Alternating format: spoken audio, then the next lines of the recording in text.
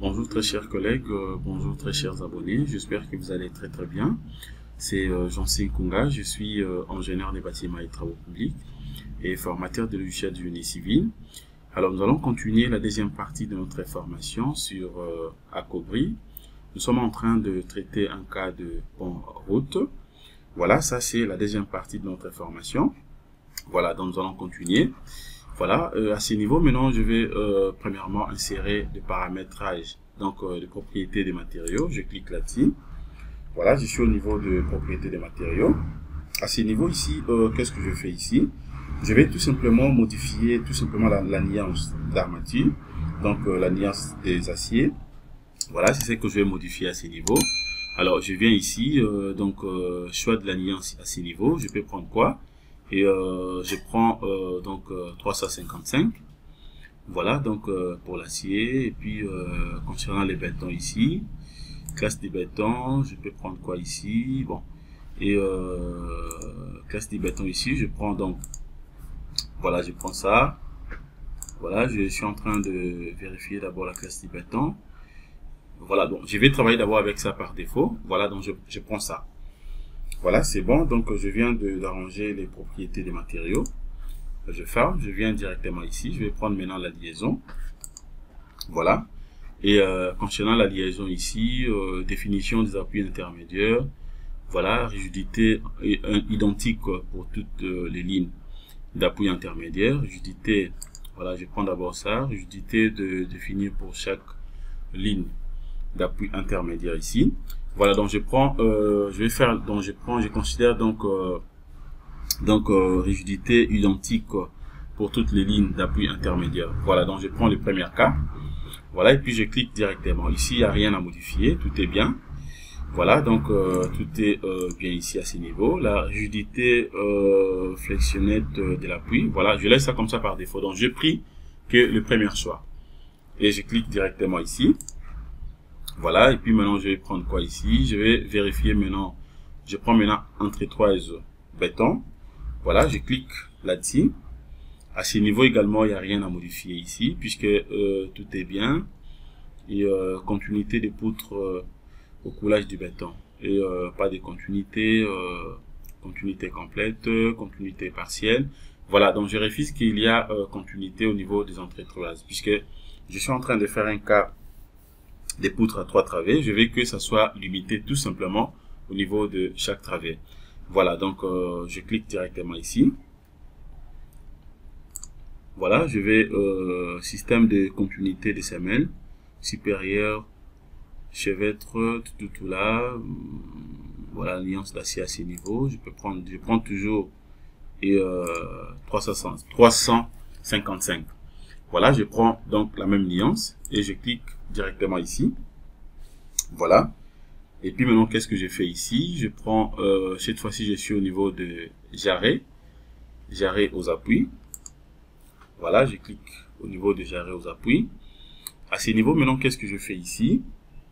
Voilà, donc je vais définir tout simplement les jarrets au niveau des appuis. Est-ce que vous voulez que les jarrets, donc les renforcements et des jarrets au niveau des appuis, soit au niveau de l'appui gauche ainsi qu'au niveau de l'appui droite, ou bien vous voulez que ça soit limité seulement d'un seul côté?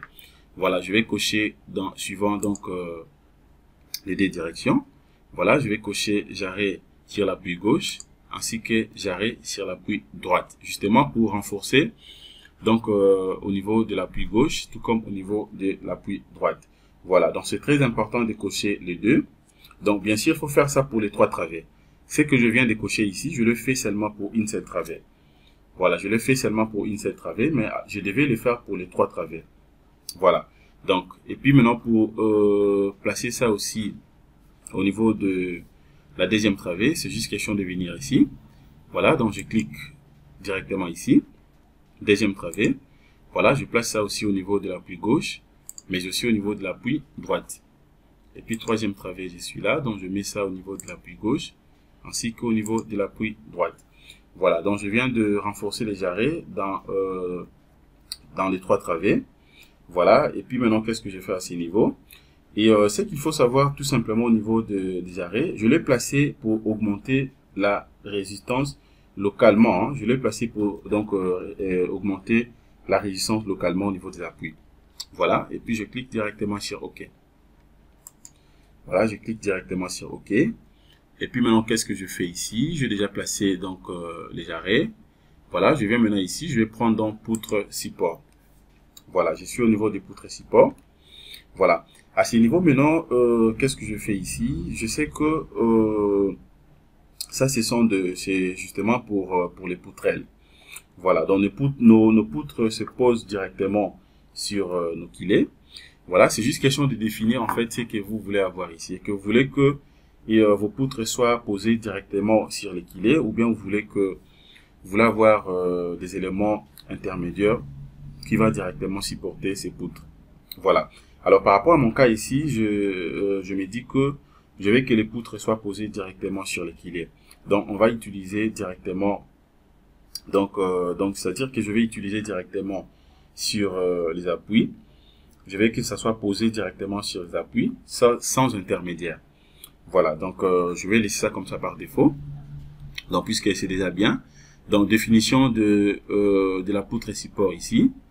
Poutre directement sur l'appui, ou bien poutre sur poutre support.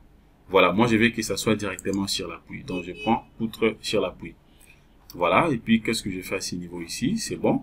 Je clique directement sur OK. Voilà, je clique directement sur OK. Je vais prendre maintenant changement de section et entrée-toise. Je clique là-dessus. Voilà, donc c'est juste question de lire, de voir ce que vous voulez donc faire par rapport à votre projet. Voilà.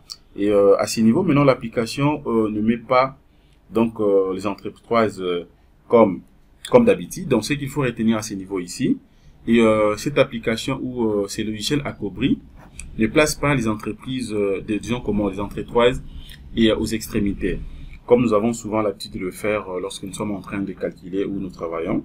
Voilà. Donc, mais il dispose tout simplement les entrée-toises dans la partie tendue, telle que vous êtes en train de voir ici. Disons comment, au travers plutôt, en travers directement. Voilà.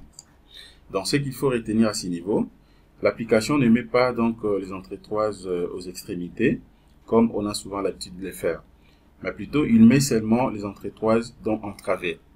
Voilà, c'est seulement au niveau donc c'est seulement en travers. Voilà. Alors maintenant, qu'est-ce que je fais à ce niveau ici? Voilà, donc je viens d'abord ici. Les entrée-toises font office de métier anti-développement. Voilà, je suis en train de vérifier. Bon, les paramétrages ici, voilà. Là, je suis au niveau de première travée. Voilà, je vais d'abord ajouter une entrée-toise ici. Voilà, je clique au niveau de première travée ici. Qu'est-ce que je fais à ce niveau ici? Donc, la position, bon, je prends 5 mètres. Voilà, la position, je prends 5 mètres. Voilà, donc, et puis, qu'est-ce que je fais ici? Je prends d'abord 5 mètres. J'ajoute à niveau. Voilà, j'ajoute également. Et je vais ajouter une autre entrée-toise ici. Premier positionnement, je prends donc 5 mètres. Deuxième positionnement, je vais prendre combien? Je prends même 10. Voilà, 10 mètres. Troisième positionnement ici, je prends donc 15. Voilà, je vais prendre donc 15. Je prends directement 15. Voilà, donc je viens de placer les positions. Donc, en mètres, bien sûr, par rapport aux premières travées. Donc, la différence est de 5, 5, 5. Donc, 5 mètres, 10 mètres et puis 15 mètres. Voilà, donc je vais essayer un peu de faire ça partout. Voilà. Donc, et puis ici maintenant, je vais que les entrée-toises font office et de maintien donc des lentilles de versement. Oui, j'accepte. Voilà, ça c'est tout simplement pour les premières travées. Voilà, donc je vais faire ça aussi pour la deuxième travée. Donc je clique ici. Voilà, là je suis au niveau de deuxième travée. J'ajoute 5, j'ajoute également, maintenant j'aurai 10, j'ajoute et 15. Voilà, et puis troisième travée, je suis là. Je vais faire la même chose. 5, j'ajoute 10, et puis j'ajoute, je mets 15. Voilà. Et puis là, c'est bon. Et comme je le fais déjà pour les 3 travées, qu'est-ce que je fais ici? Je peux tout simplement directement confirmer ça ici. Je clique directement sur OK. Voilà, donc c'est bon. Voilà. Et puis maintenant, qu'est-ce que je fais ici? C'est déjà fait. Voilà, donc je viens maintenant au niveau de la section. Je clique au niveau de la section ici. Voilà, dans les choix de poutrelle ici, qu'est-ce que je fais maintenant? Je viens ici. Je vais cliquer d'abord, je suis toujours au niveau de première travée ici. Donc je clique premièrement ici. Voilà. Donc, et à ce niveau, ce qu'il faut savoir au moins, ce qui est en rouge, cela revient à dire que comme ça. Ce que vous êtes en train de voir ici en rouge, donc ce sont des sections qui n'est pas disponibles.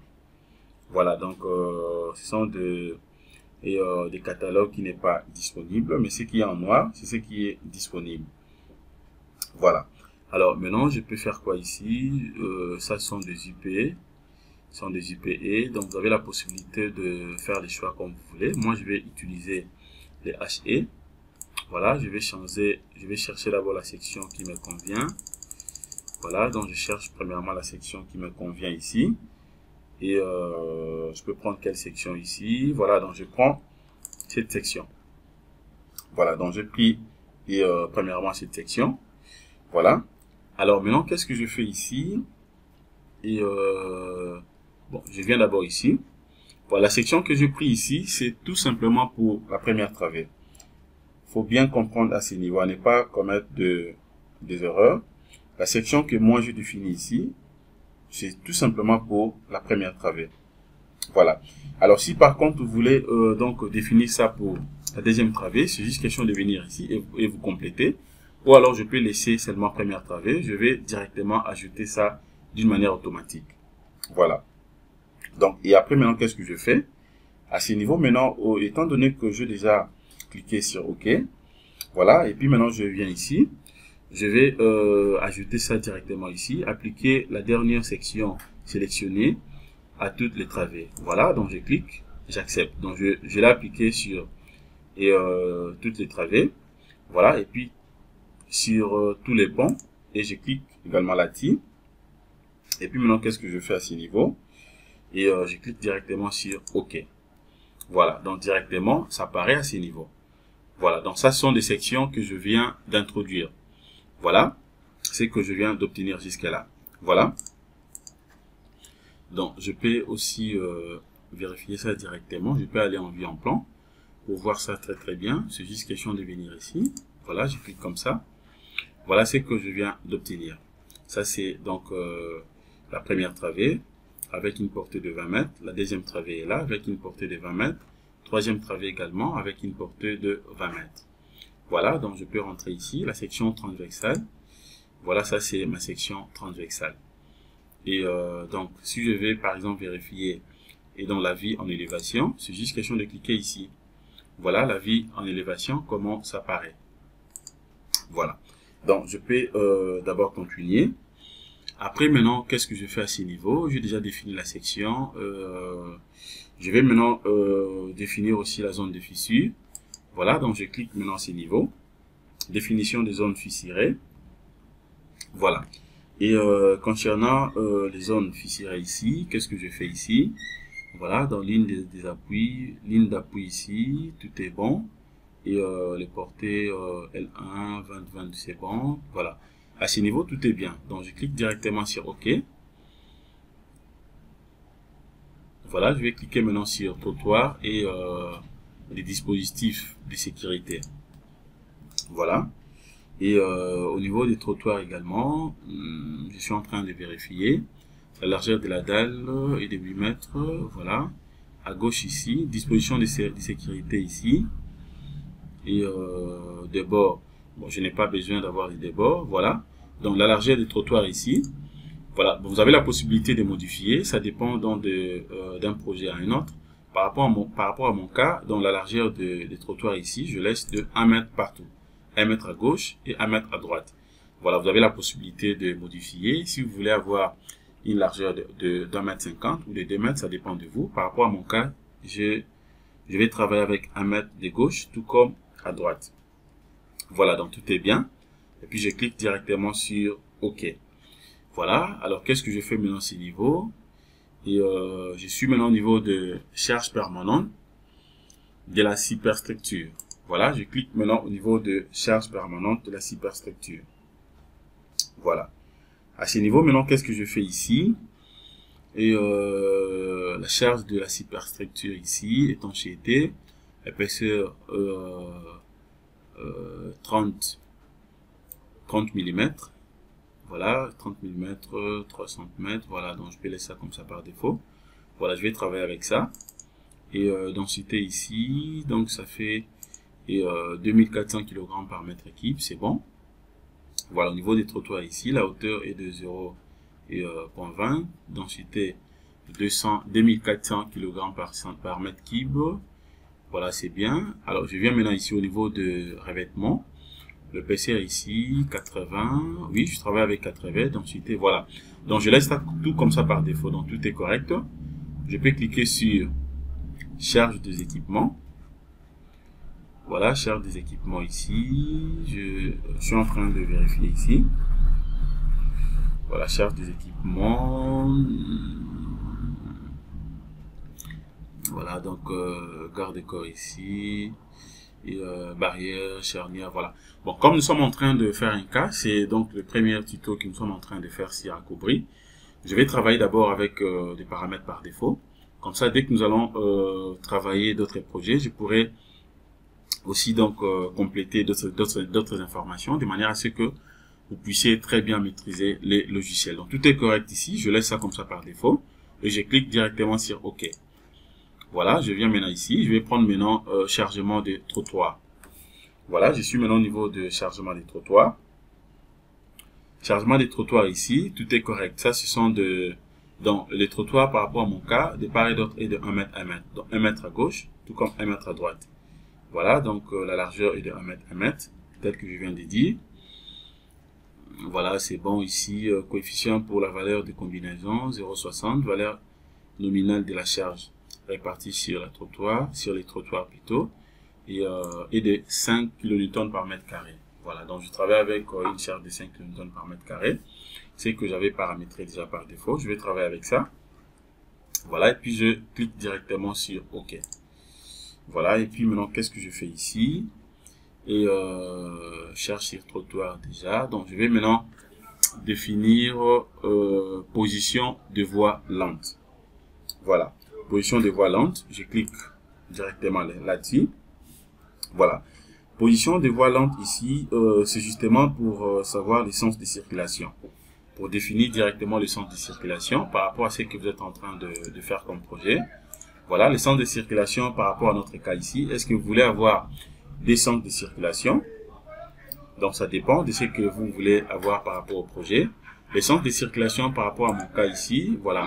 Si vous voulez avoir tout simplement une direction seulement à gauche, c'est juste question de définir ça ici.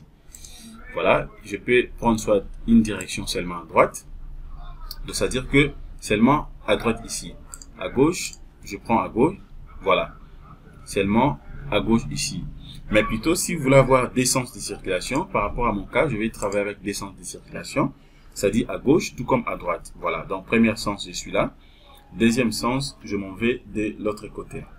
Voilà, donc j'ai pris des sens de circulation, suivant donc bien sûr les directions. Voilà. Et voie lente gauche ici. Voilà, qu'est-ce que je fais ici? Positionnement automatique. Voilà, je laisse ça automatique ici. Tout comme je peux imposer ça. Une fois que vous cliquez sur imposer, il faut directement définir donc la valeur ici. Vous définissez directement dans les rapports de bord à gauche, tout comme vous pouvez définir aussi les rapports de bord à droite de l'autre côté. Voilà, par rapport à mon cas ici, je vais considérer ça d'une manière automatique. Donc j'ai pris automatique à gauche, j'ai pris automatique à gauche, tout comme automatique aussi à droite. Voilà, donc c'est bon. La joint, donc directement, qu'est-ce que je fais ici? Joint des chaussées ici, distance de joint de la ligne de support au pilet. Voilà, je mets ça 0, donc je laisse ça 0 comme ça, donc ça sera nil par rapport à mon cas. Et je clique directement sur OK. Voilà. Après maintenant, qu'est-ce que je fais à ce niveau? Voilà, je vais prendre maintenant définition de convoi. Voilà, je peux prendre directement définition des convois ici. Voilà comment je vais faire ça. Bon, je peux rentrer d'abord ici, position de voie lente ici. Je suis en train de vérifier d'abord quelque chose ici. Position de voie lente, voilà, c'est bien. Voilà, je prends maintenant définition des convois. Voilà, définition des convois ici. À ce niveau, maintenant, comme convoi et de fatigue, qu'est-ce que je fais à ce niveau ici? Bon, je vais cliquer d'abord sur convoi de fatigue. Voilà, je clique directement sur convoi de fatigue.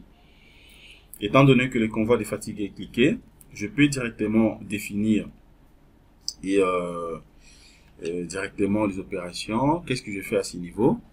Je peux faire directement les choix ici. Donc, poids brut moyen d'un camion en kilonewton est de 600 kilonewtons ici. La valeur est de 600 kilonewtons. Voilà. Et catégorie de trafic. Voilà. Je peux prendre, est-ce que je peux utiliser, je vais travailler avec les routes et autoroutes avec fort trafic des camions. Ou bien vous voulez travailler avec route et autoroute avec trafic moyen des camions. Et route principale avec trafic faible des camions. Route locale avec trafic faible des camions. Ou trafic personnalisé. Voilà, donc ça dépend donc des cas. Voilà, par rapport à mon cas ici, comme la route n'a pas n'est pas vraiment grande, voilà, donc j'ai une route de 8 mètres, bien sûr à des voies, donc de part et d'autre. Voilà, je peux me dire que donc je vais utiliser donc la route locale et les routes locales avec trafic faible des camions. Voilà, et on n'a pas vraiment donc une grande portée par rapport à mon cas. Voilà, donc je vais travailler avec ça. Voilà, donc je prends directement route locale avec trafic faible des camions, étant donné que la portée n'est pas vraiment grande. Voilà, et puis qu'est-ce que je fais ici? Tout est bien. Je vais cliquer d'abord ici. Voilà, donc tous les paramètres sont déjà remplis. Voilà, à ce niveau ici, je peux directement fermer ici. Je clique directement sur OK. Voilà, je clique directement sur OK. Cela revient à dire que je viens de définir déjà. Donc, je viens de définir déjà donc les convois de fatigue. C'est ce que je définis de l'autre côté. Étant donné que le convoi de fatigue est déjà donc défini, à partir d'ici, je peux déjà lancer les calculs. Je peux déjà lancer les calculs à partir d'ici, de manière à ce que je puisse directement vérifier donc le résultat. Voilà. Alors, nous allons maintenant passer à la troisième partie. Je crois que concernant la deuxième partie, on peut s'arrêter à ce niveau. Merci de votre disponibilité. Soyez toujours connectés. Suivez cette formation jusqu'à la fin, de manière à ce que vous puissiez maîtriser le logiciel Acobri. C'est vraiment un logiciel très simple et facile à utiliser. Merci de votre disponibilité. Passez une excellente journée. Au revoir.